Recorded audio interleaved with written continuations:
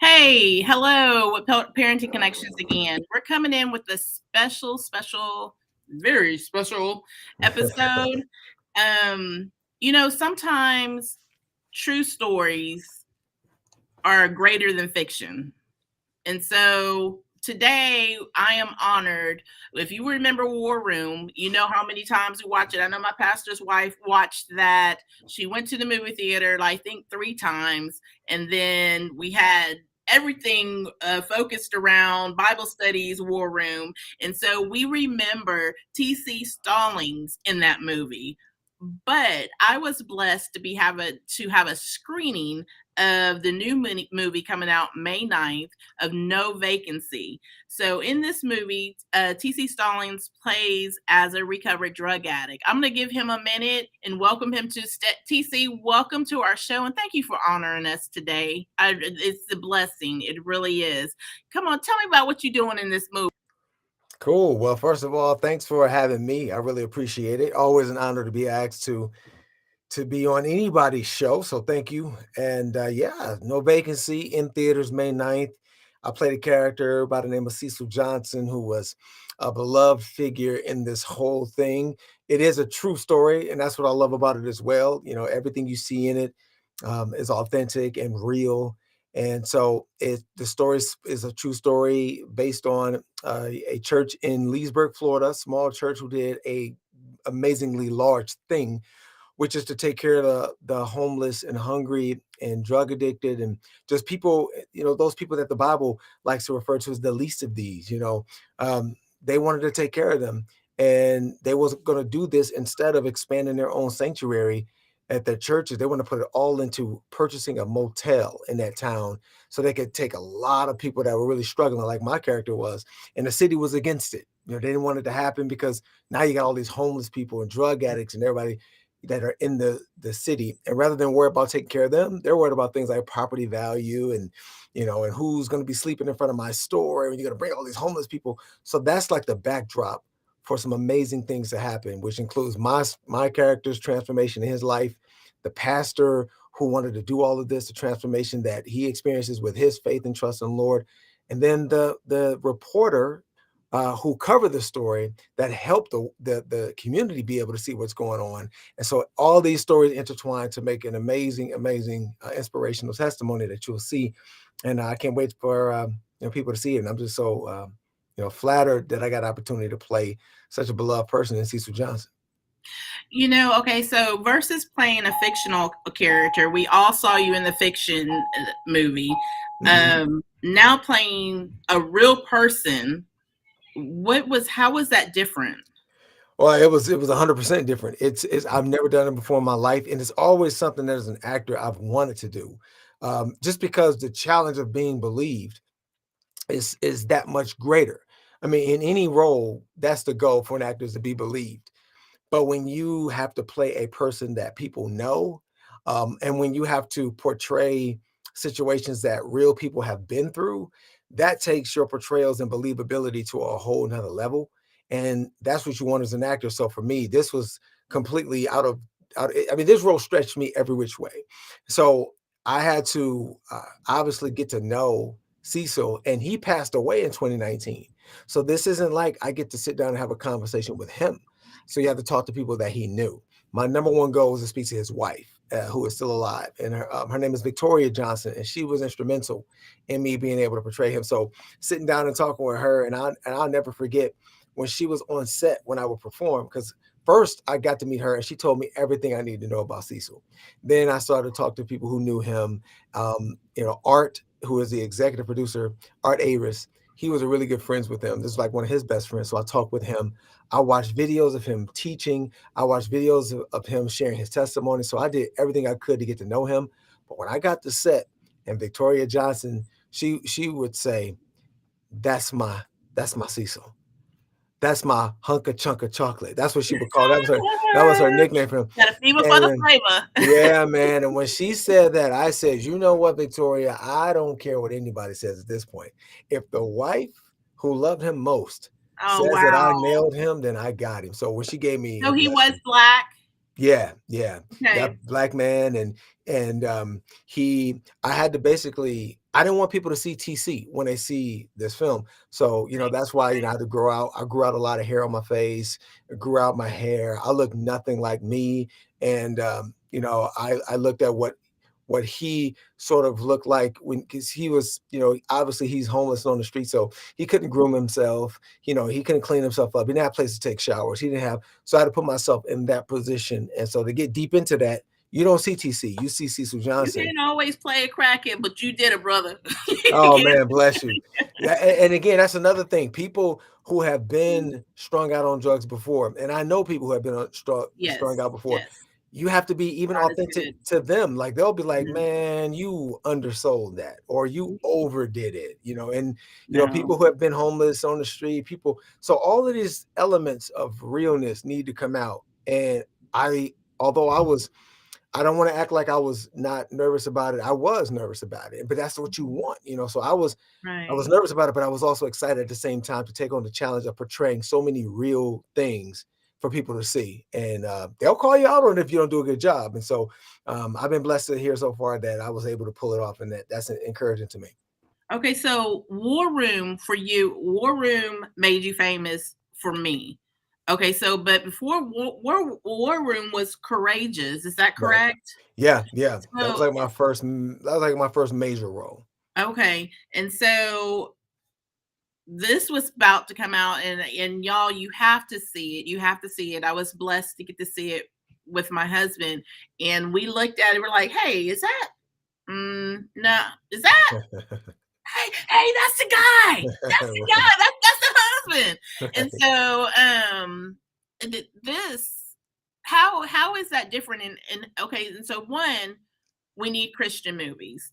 We need um and I'm not gonna even go to say that it was like so Christian, but it was real life. Yeah.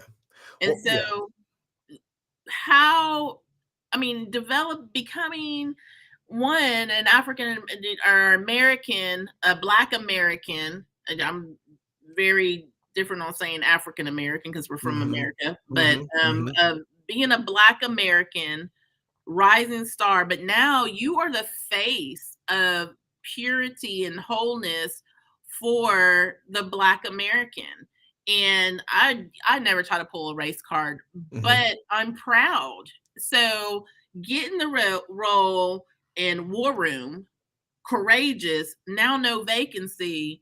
Not that you're probably, because you, when I talked to you for a minute before the broadcasting, you're very humble, very humble. What is it like? Yeah.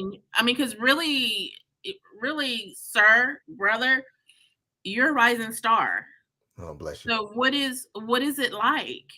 Well, for me, I have got to a point. I remember when I first started, and I first actually walked the red carpets, and it was for Courageous, and the film does well. It opened up. It's like number 4 in the country, and you start getting all these interviews and all this.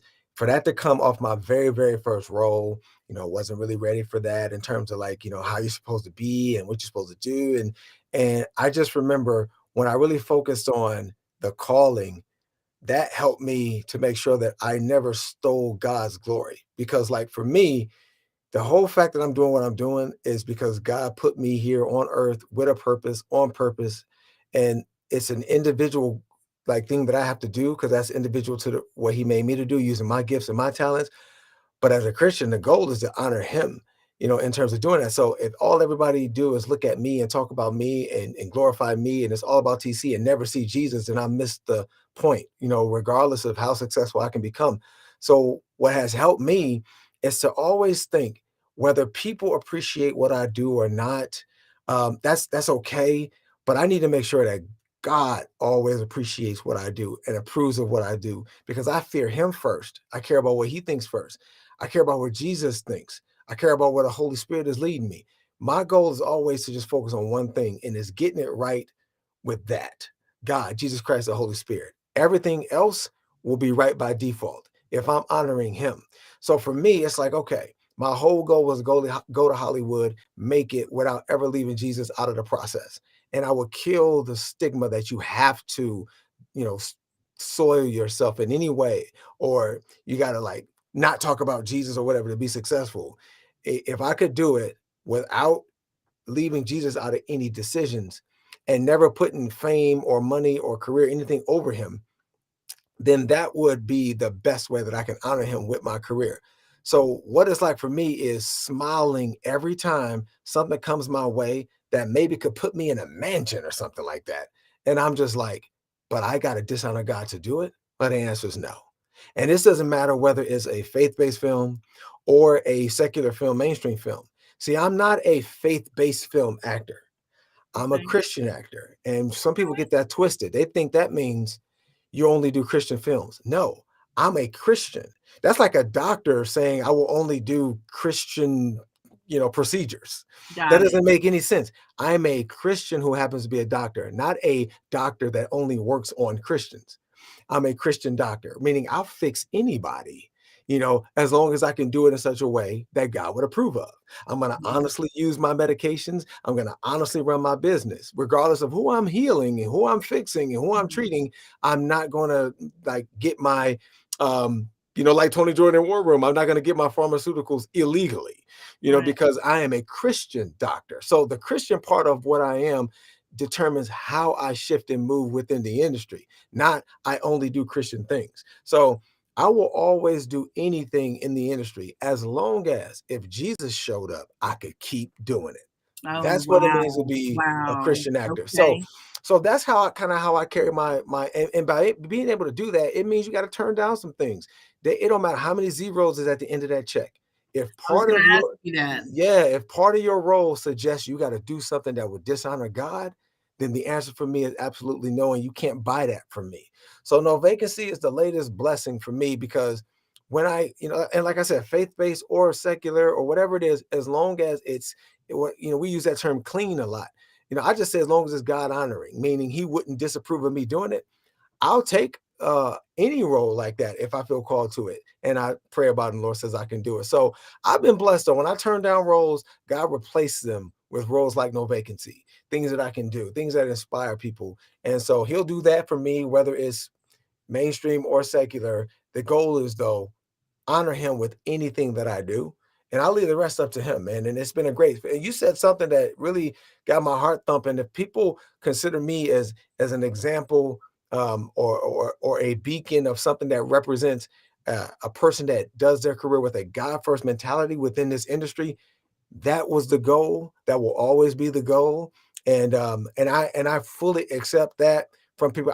That means my life, what I like to call my Romans 2:16, my behind the scenes life, you know, has to line up with what y'all see. Can't be a guy talking all this stuff, but then behind the scenes, I do dirt. I do, no. I'm gonna be the guy you see out front and the guy that when you don't see me, that's what it truly means, to be that type of example. And I fully accept that. And that's what fuels me because I never want to be a person that spoke it but didn't live it. So I enjoy all of that. And through the power of God, I'll be able to keep doing that and continue to be that for people. That's what I set out to do, and I'm gonna keep doing it. TC Stallings, y'all, from No Vacancy, hitting the theaters May 9th for one night only, and then you'll be able to catch it in all the places that you stream and we get Maybe movies. I'm gonna challenge y'all. I hope y'all know how this whole one night thing work. They do that because they want to see, they want to see who's interested in this thing. Here we are, dealing with this pandemic, and some people come out, some people don't, so on and so forth, blah blah. But see, now we're to the point where everybody's flooding the theaters because we've gotten safer. We kind of know what to do a little bit, and so people, when they want to see something, they're going out to the theaters. It's a safe experience, and so on and so forth. They want to see how excited you are about this film. If no one shows up, then yeah, it'll be one day. You guys go out and see this thing. Oh, you determine how long it stays in theaters. And so if you go out and you love it, they'll keep it around for as long as people are going to see it. So, that first day is important that everybody goes and shows up.